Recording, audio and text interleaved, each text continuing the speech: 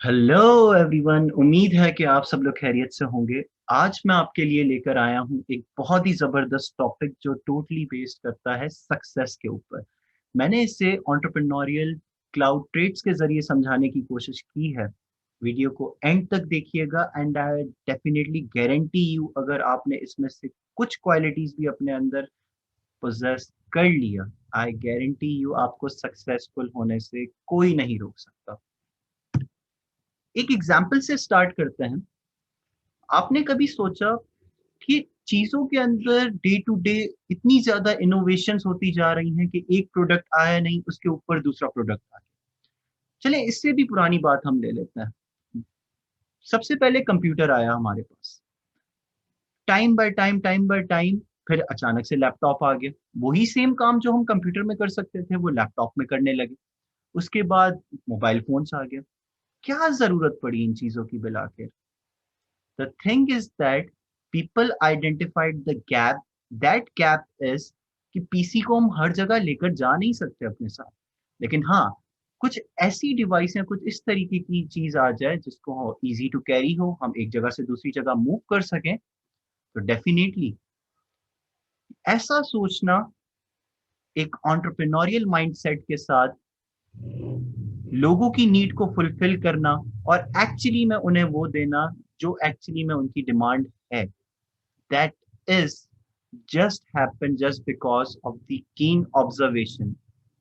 वो आइडेंटिफिकेशन जिससे आपने पता लगाया कि भाई ये सारी चीजें हैं जो एक्चुअली में लोगों को चाहिए, और हमने उस पर वर्क करना शुरू किया और आज आप देखें वो लोग कितने सक्सेसफुल हैं। बड़ी बड़ी कंपनीज बनी, एचपी हो गया, डेल हो गया। तो क्या एक कंपनी ये सारा काम नहीं कर सकती थी? कंपटीशन आया, सारी चीजें आई, और आज इतने बड़े जाइंट्स मार्केट में मौजूद हैं। और एक एग्जांपल लेता है, एप्पल, बनाना, फ्रूट्स हो गए।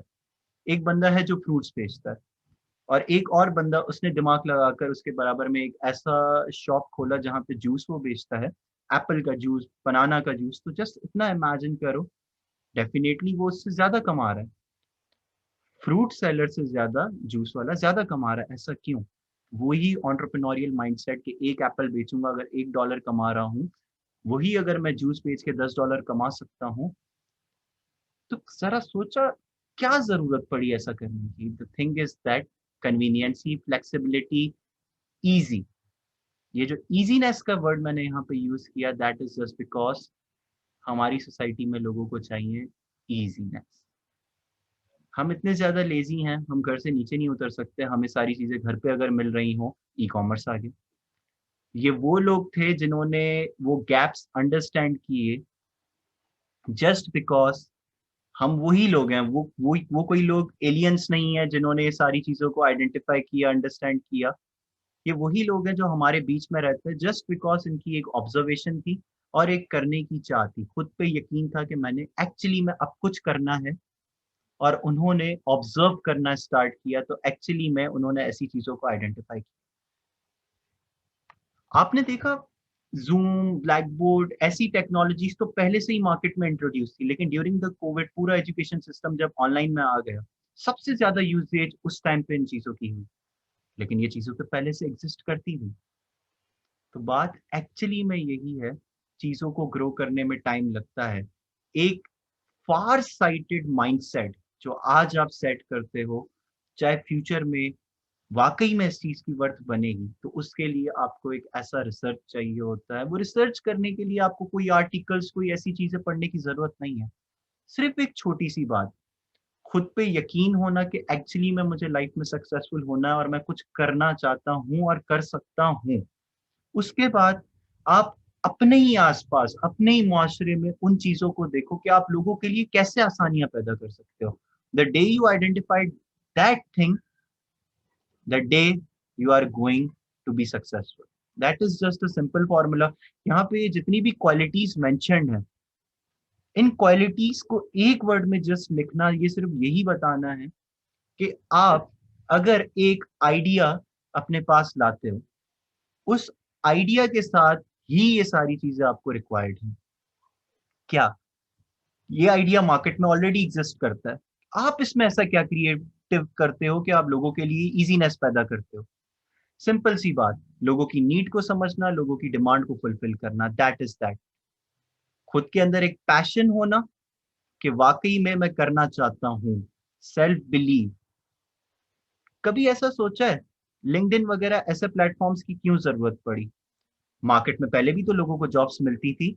जस्ट बिकॉज आपने कभी ऐसा नहीं सोचा लोगों के लिए आसानियां पैदा हो गई कि अब वहां पे रिक्रूटर्स भी हैं, आप अनएम्प्लॉयड हो, आप वहां पे अपना सीवी अपलोड करो, लोगों से वन ऑन वन कम्युनिकेशन करो, आपको जॉब्स अब वहां पे मिलने लग गई। आसानी पैदा हुई।